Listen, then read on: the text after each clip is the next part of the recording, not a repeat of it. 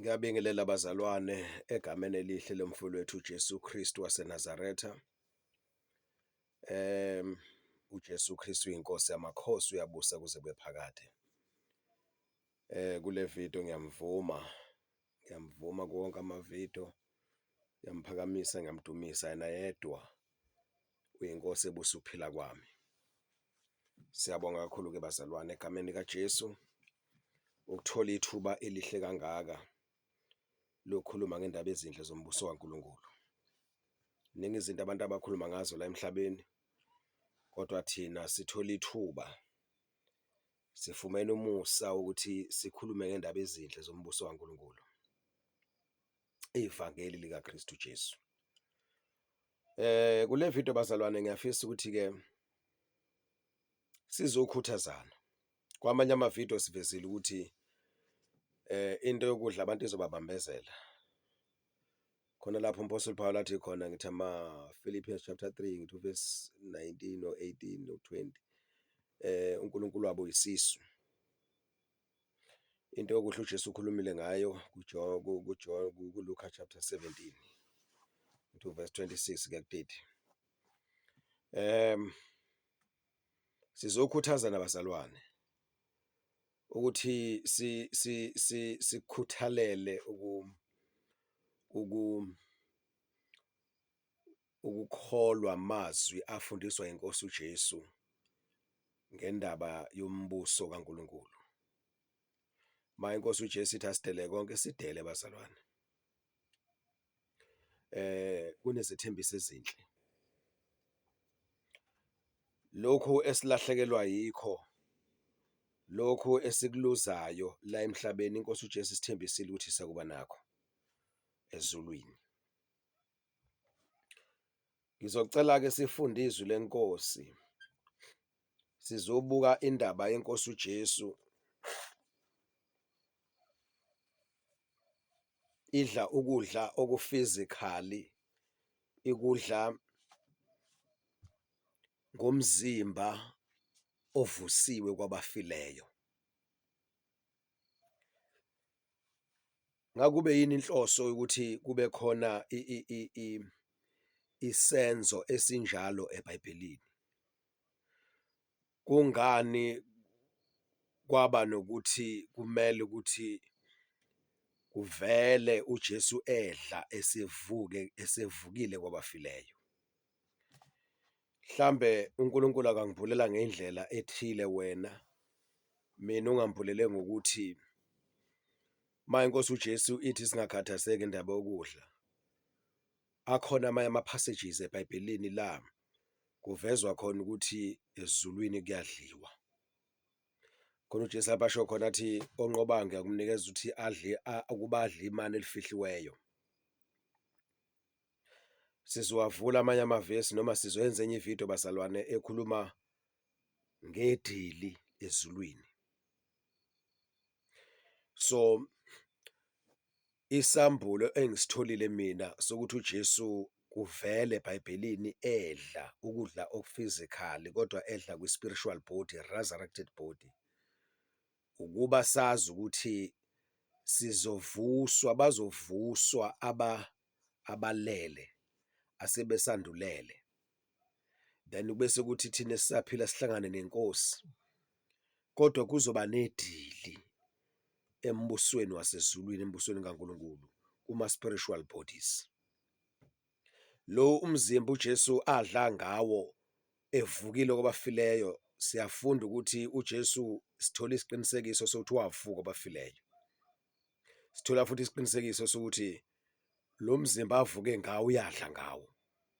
Sithola futhi isiqiniseko sesithathu ukuthi lowo mzimba lowo uJesu avuke ngawo kwabafileyo noma uvuke kwabafileyo, bese kuthi futhi wadla ngawo. Lowo mzimba futhi wona uJesu owanyuka ngawo ezulwini, wanyukela ezulwini, ohlala usomnene sikaNkulunkulu. Lokhu uJesu okwenzeke kuye yilokho okuzokwenzeka kubo bonke abakholwa nguye. Ithemba lethu eliphelele elokuthi uma abantu bedlule emhlabeni, lokho okuthiwa ukufa, kodwa baba nokuphila okuphakade. and imizimba yabo isazovuswa kwabafileyo, ivuswe isingenakho ukubola, inokuphila okuphakade. And iyona kanye leyo mzimba futhi iyona okuzodliwa ngayo. NgokaLuka chapter 24 from verse 41.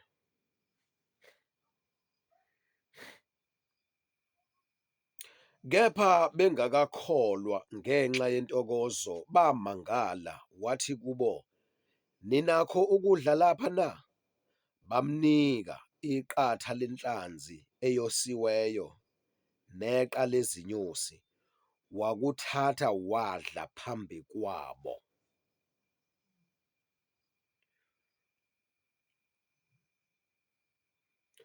La uJesu simthola ezibonakalisa kubafundi bakhe kade esevukile kwabafileyo. uJesu Kristu indaba ezimnandi zithi wavuka kwabafileyo. Ayipheleli lapho, ziyaqhubeka zithi lo Jesu engakafi edla.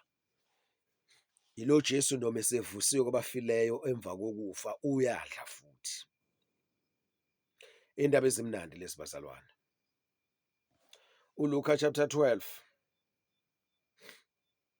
Luka chapter 12 verse 37.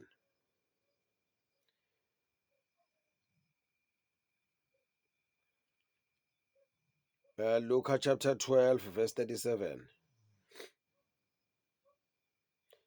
Zibusisiwe lezo zinceku okuya kuthi inkosi nxa ifika izifumane zilindile. Ngiqinisile ngithi kini, iyakuzibopha ukhalo, inkosi izibopha ukhalo, izihlalise ekudleni, ize izikhonze. Ake sifunde enye iversion ke labazalwane, ngoba lolo lukaMageba lubuye lube nendlela olubhala ngayo, bese lokho ofuna ukuzwa kungabe kusazwakala le ndlela ofuna ukuzwa ngayo.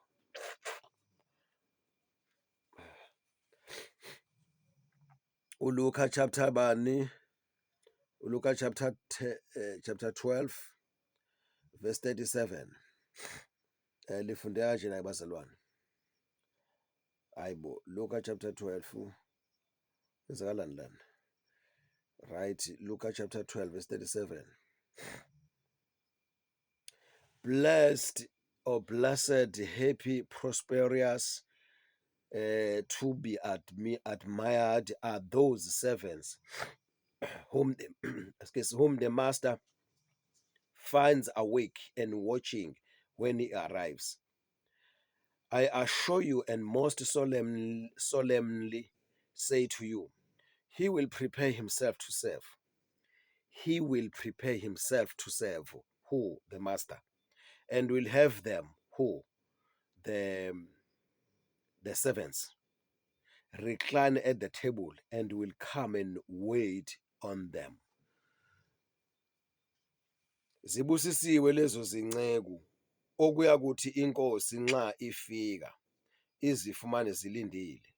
Ngiqinisile ngithi kini, iyakuzibopha ukhalo, inkosi izihlalise izinceku ekudleni, ize izikhonze, iseve, inkosi ibe uweda. I take this word literally, ukuthi lo Jesu ovukile la wenza umzekelo ekhuluma ngaye, ukuthi esikhuthaza ukuthi silinde, simlindele ngokukholwa, ngokubekezela. Uzothi mayesifica silindile, then ke uyosihlalisa etafuleni sizinceku zakhe, bese yena ezibopha ukhalo, kusho ukuthi uzogqokisa ukaweta, thina sihlalisa etafuleni abese ezosiseva. Isethembiso lesi bazalwane. Imagine usevwa inkosi, imagine uhlaliswe etafuleni uyisicubuthwane, ilokho abantu abathi i-VIP, very important person mabesho abantu. Lisho kanje lelizwe. Again lana siyayibona inkosi ivukile obafileyo, ikhuluma nge-future action, future event. lapho uJesu elanda bakhe mayebathola belungile be-ready uzobathatha bahlalise etafuleni. Lo mzimba uJesu avuka ngawo bafileyo ilo mzimba ayobe siseva ngawo. Abakade befile bafa belindile be-ready bavuswa kwabafileyo bayohlaliswa nabo etafuleni ngemizimba evukile. Ithemba lethu-ke leli bazalwane, ukhona ukuvuka kwabafileyo. Seyibona inkosi ivukile kwabafileyo. U13 chapter 13 verse 29. Yena uLuka futhi bazalwane. Luke chapter 13 verse 29.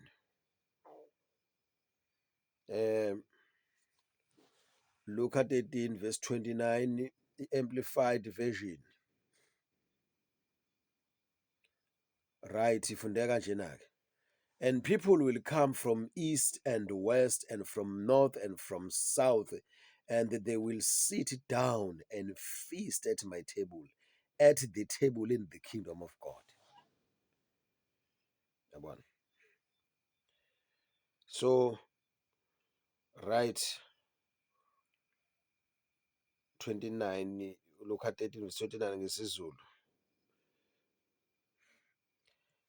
Bayakufika bevela empumalanga nasentshonalanga nasenyakatho naseningizimu bahlale ekudleni embusweni kaNkulunkulu, bahlale ekudleni embusweni kaNkulunkulu